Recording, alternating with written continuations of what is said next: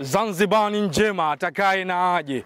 Sera ya uchumi wa bluu katika taifa la Zanzibar, au unaweza ukasema ni moja kati ya kisiwa ambacho ni ndoto na mafikio ya watu wengi. Imekuwa ni sera ambayo imeinua maendeleo kwa kasi sana. Serikali ya awamu ya 8 chini ya Rais Dr. Hussein Ali Mwinyi ilifanya kazi kubwa katika kuimarisha sera ya uchumi wa bluu. Sasa ni katika kipindi cha kampeni za uchaguzi mkuu kuelekea tarehe 29 Oktoba mwaka huu 2025, ambapo wananchi wa Jamhuri ya Muungano wa Tanzania wanaenda kumchagua rais wa Jamhuri ya Muungano wa Tanzania, rais wa Serikali ya Mapinduzi ya Zanzibar, lakini pia wabunge mbalimbali, bila kuwasahau kwa Zanzibar wawakilishi, madiwani, ili kuweza kupata tunu mpya ya uongozi unaohitajika hapa visiwani Zanzibar.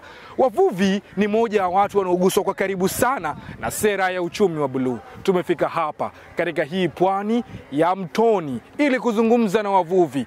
Wao kama wavuvi wana changamoto gani, wanahitaji nini, na kiongozi wanayemhitaji hasa katika ngazi ya ubunge aweze kufanya nini, lakini pia serikali itakayoingia madarakani ifanye nini kwa ajili yao. Naitwa Nyamgumo Mahmud, hii ni Dost Media. Tukasikilize wananchi hasa wavuvi wa hapa Mtoni wanazungumza kitu gani kuelekea katika uchaguzi mkuu wa tarehe 29 Oktoba. Sisi changamoto yetu mpaka sasa hivi hapa Mtoni, kusema kweli, ni ile banda lilionesha.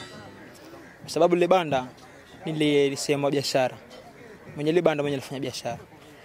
Kwa hiyo inapotokezea maji kama mvua au upepo, sote tunakimbilizana pale. Kwa hiyo unafikia stage kwamba yule mwenye banda anakuwa anakasirika. Lakini hatuna jinsi, kwa sababu tayari kuna mvua, tutaenda wapi? Ataongea lakini tutabaki pale pale.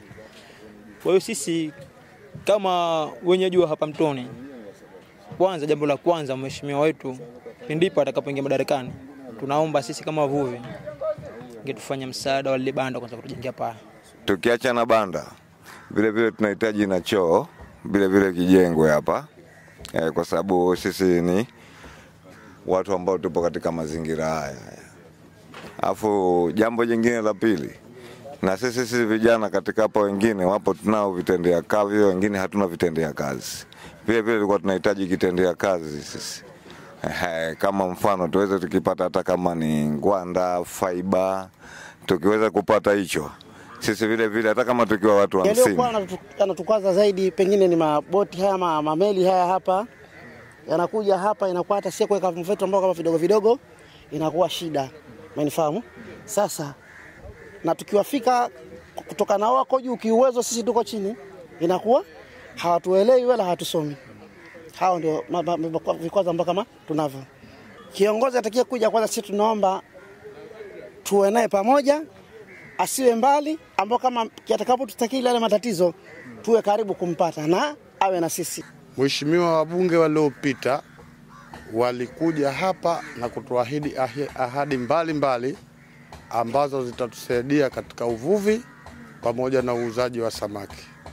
Lakini mheshimiwa, ahadi zile zilipita kama dharura, kama upepo. Alituahidi atatupatia mikopo kwa wale wauzaji wa samaki, vile vile atatupatia fiber kwa ambao hawana vyombo vya kuendea kazini. Lakini pia baada ya kupata, salamu yake ilikuwa ni nuru kubwa sana kwetu sisi. Ila na wewe utufanyie umakini wa ahadi ambazo utakuja tena kutuuliza baada ya kupata, jamani vipi? Na sisi tutakujibu 1, 2, 3 ambazo changamoto zinatukabili.